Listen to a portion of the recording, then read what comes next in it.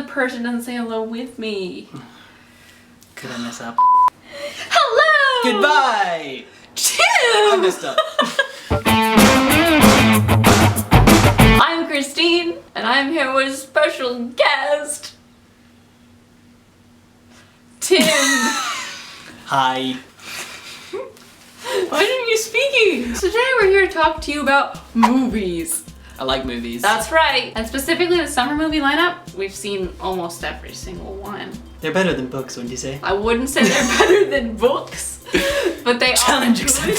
It's ridiculous that I haven't done a movie review because I've seen an excessive amount in the last 2 months. 17 movies. We were supposed to see Trainwreck today. Yeah, and But we're doing this instead. What? This is important. Okay, stop being so snarky to my viewers. I'm like the older, cranky person. Good description. Who shows up. You should be a vocabulariist. I mean, Is that a word? that was one of those insults where you then didn't help your own case either. You can just cut that part. Sit up straight.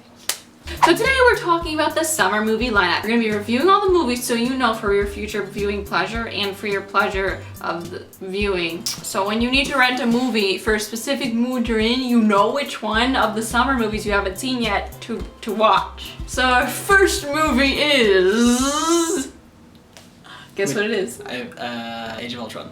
No, I saw earlier. I started super early and threw back to Kingsman. Kingsman. Dun, dun, Is dun. February summer? Okay, fine. February is summer. I like the movie, happy to discuss it. I just have an issue with what we're counting as a summer movie. I just want you viewers to know that I'm not comfortable with the the way this has been arranged. I think we are doing a reckless disregard to the seasons. You're being disrespectful to the spring. Counting February. That's not even spring, it's winter. Poor winter never gets any love. Kingsman didn't get enough love though. Don't you agree? I agree, thought it was a fun movie. It was an awesome movie. It was more than fun. It kicked ass. It was so good. Paulie agrees with me. You should see Paulie's review on it. He reenacted one of the scenes. It was awesome, and I will link to his video in the doobly-doo. So Kingsman stars Colin Firth, and it's snarky, very self-aware, and also kicks ass. I agree. If you haven't seen it yet, definitely rent it on any day ever. It's inappropriate for little youngins because it's rated R and it has some bad words, but it is The final shot is of a butt. awesome. Grades, I would grade Kingsman an A. B+. Okay, whatever. Tim's a more pretentious critic. Next! I don't think this makes me pretentious. You're just a little more pretentious as a I critic. don't think so. You've been to too much schooling to not be a little pretentious as a critic. Didn't join your video just to be insulted. I am going to leave. Age of Ultron. Dun dun dun dun dun dun dun dun dun dun dun dun. Was that how the soundtrack went? Dun, dun, dun, dun, dun. That's not it. I can't think of it. Have you not? Do you not know the theme? I do when it comes. Wait, how does it go again? Dun dun dun dun dun dun dun. That wasn't good enough rendition of it for me to really get a feel. I mean, it's definitely the theme. Can you play it on the guitar? I can't play it on the guitar. Disappointing.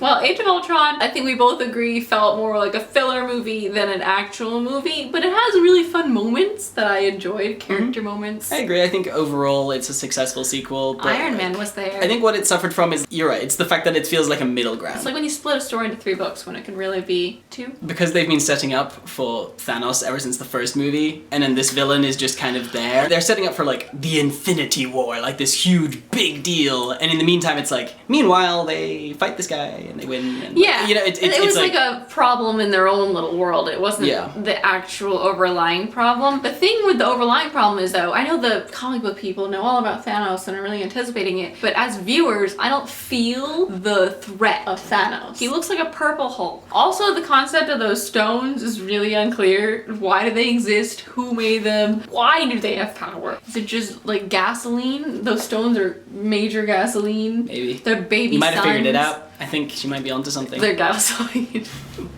Times infinity. Infinity stones. Yep. I think we got it. Who is your favorite character from Age of Ultron? Instinctually, I'd say Tony Stark. Tony Stark or Thor? Yeah, I And love he Thor. worked for you in this latest one? He works for me all the time. Not just because he's an attractive guy. I like his character. I think maybe Scarlett Johansson, Black Widow. Okay. You know. She was pretty cheesy. I did not like Scarlett Johansson's dialogue in that movie. Grades. Like a solid B. I think I'd give it a B as well. Mad Max. Mad Max. Driving in the desert. That Guitar guy. movie was insanity. I sat there the whole time like, for straight 2 hours. The visuals were insane. Everything makes you a little uncomfortable. It's psychotic. I wouldn't go see it if you don't want that.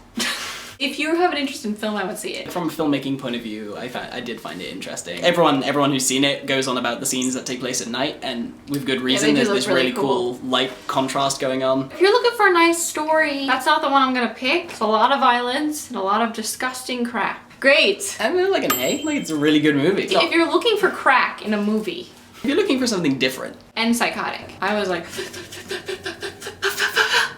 I made those noises in the theater. I can confirm. I think I'd give it a B minus. Just for my personal enjoyment of it. It was good. I appreciated it from a film standpoint. Next we saw the Bard and Bellas in Pitch Perfect 2. I loved Pitch Perfect 2. I love Pitch Perfect 1. I like Pitch Perfect 2 even better than 1, and that doesn't happen often. I thought it was funnier. I agree. I think Pitch Perfect 2 had made me laugh more than the first one. That opening scene, I broke into hysterics. Great. What was the opening scene? Came in like a wrecking ball. Yes. Do you remember now? Yeah, and then it had It was great, and it was so heartwarming and fun and funny. It was so funny.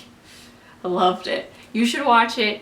You should watch it. I really recommend you should watch Pitch Perfect 2. I think you guys would all like it. If you haven't watched Pitch Perfect 1, you should watch it. I love acapella. Oh, acapella. Aka awesome. Say aka something. I didn't like that was like I thought that was one of the lamest running jokes in the first one, the aka puns. I know, but it was funny lame. Because it got so lame that it started to be funny. Who was your favorite character from Pitch Perfect 2? Anna Kendrick's character. I think my favorite character is Brittany Snow. I love her. She's really funny. Which one's Brittany Snow? She's the one who opened the shower on her in the first one. Great! I did laugh at it a lot, but at the same time I did feel like it was kind of like the mandatory sequel kind of thing, so I have to give it like, I don't know, like a B or a B+. B+. I'll give it a B+. I give it an A+. It was a banging sequel. You gotta see Pitch Perfect 2. Shit, it was awesome. So good. I listen to the soundtrack every day. Literally. It's on my Spotify, in my star section.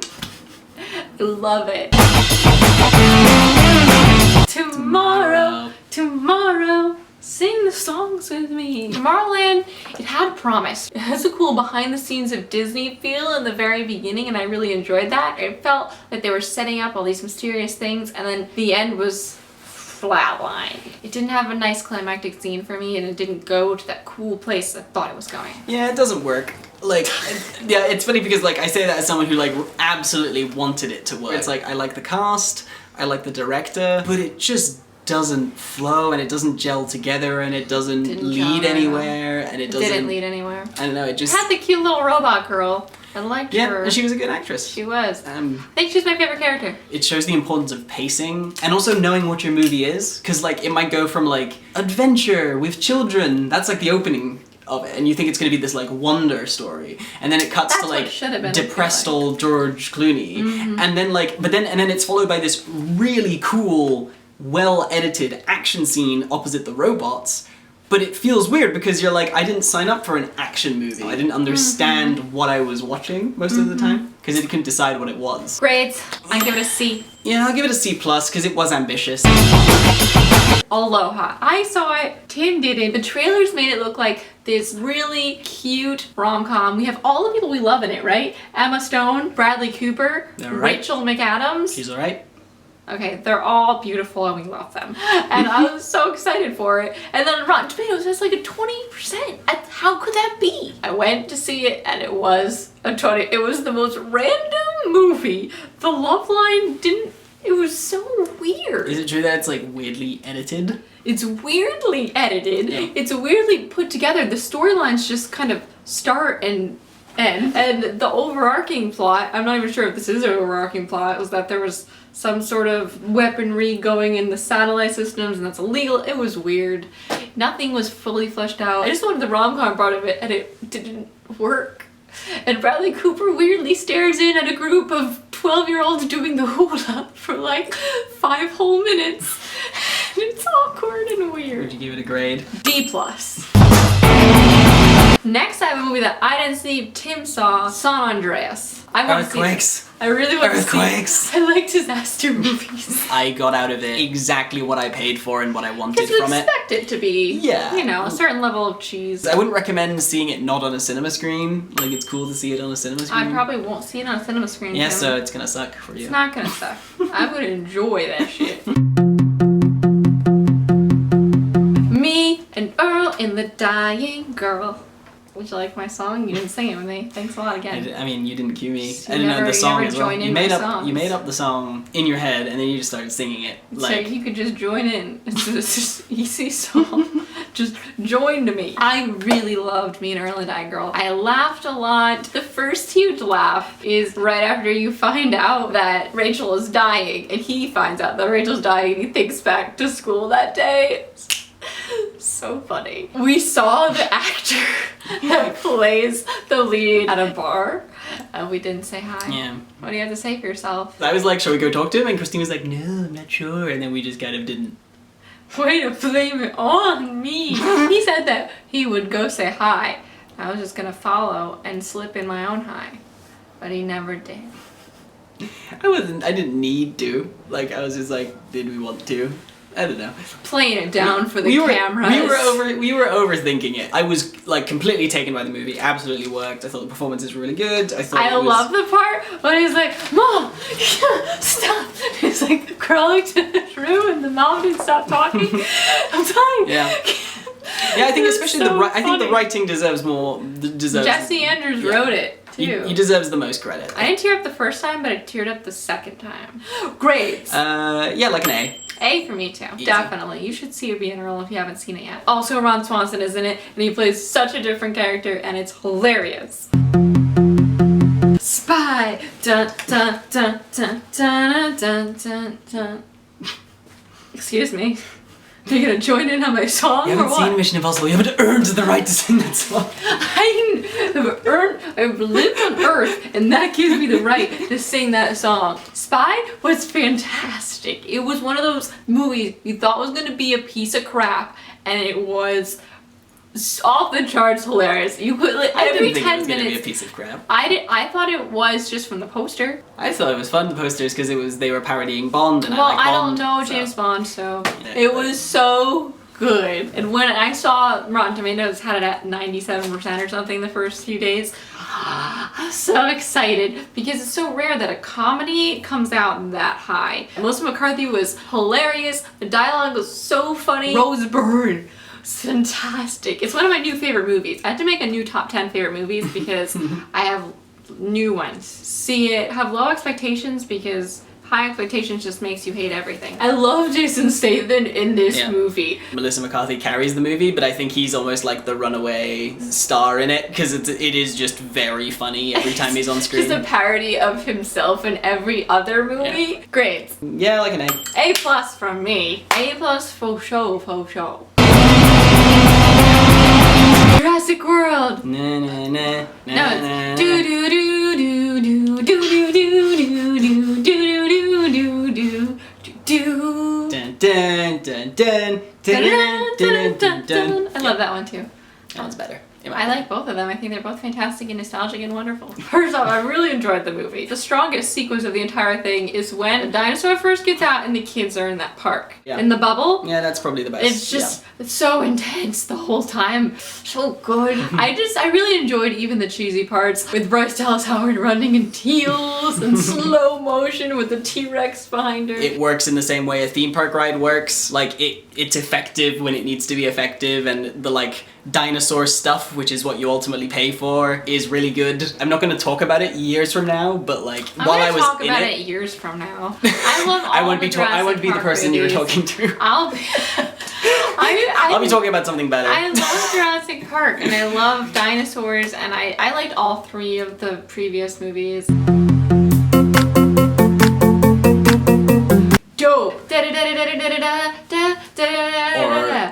rad, or cool, or good one. Good one. great. Those are synonyms for slang of dope. I really enjoyed it. The movie is about this kid who lives in a bad area and he really wants to go to Harvard. He ends up in this situation where the representative from his town who went to Harvard is actually a big drug lord, and to get a good recommendation, he has to move some drugs for him. And he's like a goody two-shoes kid. It's a really good movie about the way the world sees you versus who you really are. And that's a great soundtrack too. It's a coming of age story. Fun characters. It's like different. Legally Blonde, except very different. Except super urban.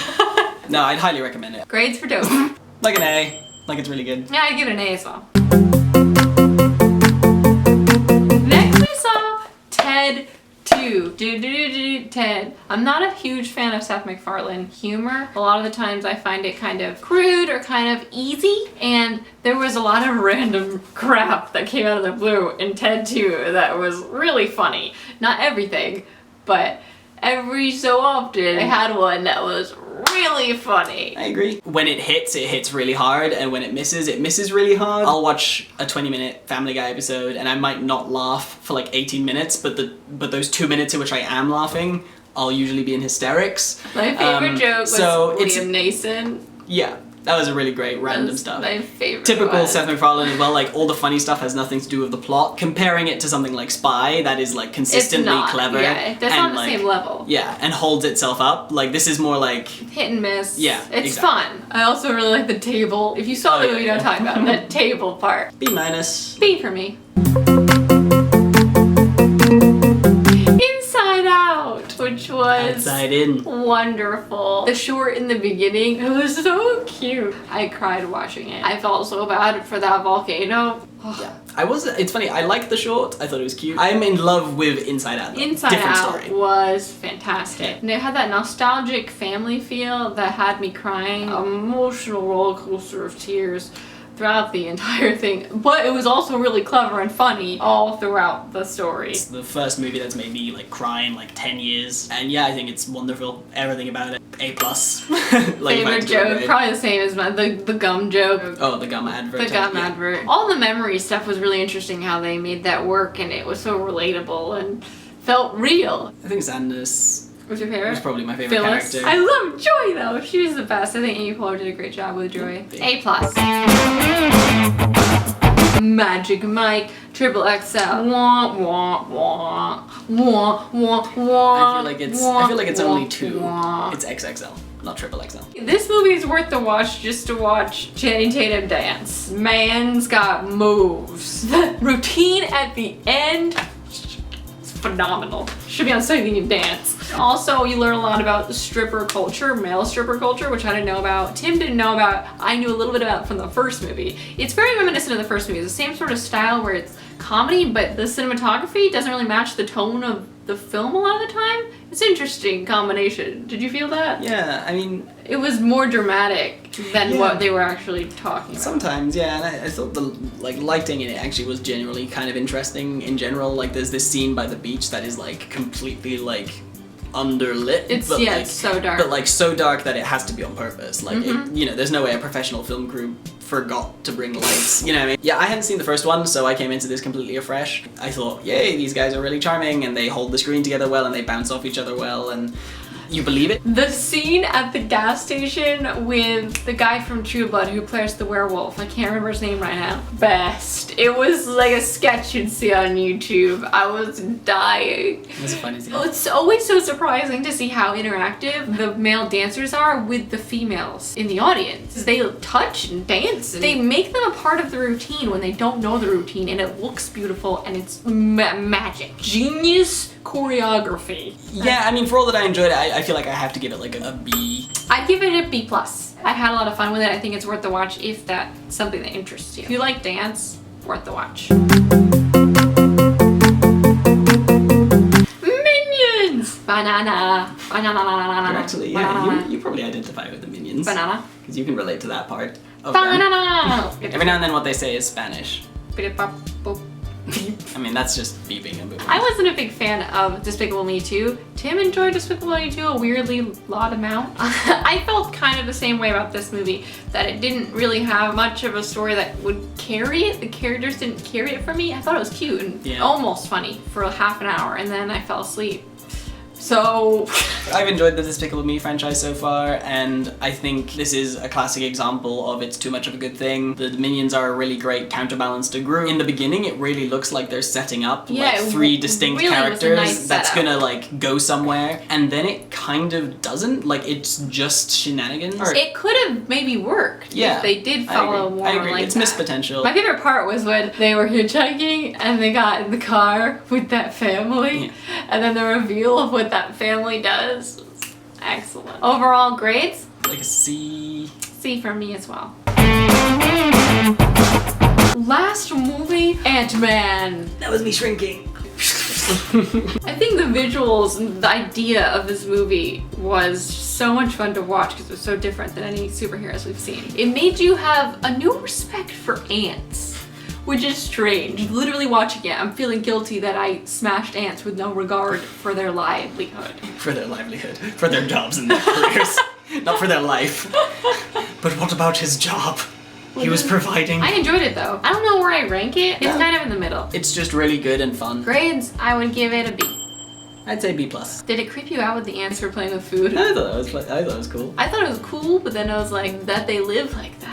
Crazy. That is it for our summer movie wrap-up, roundup reviews. You have fun?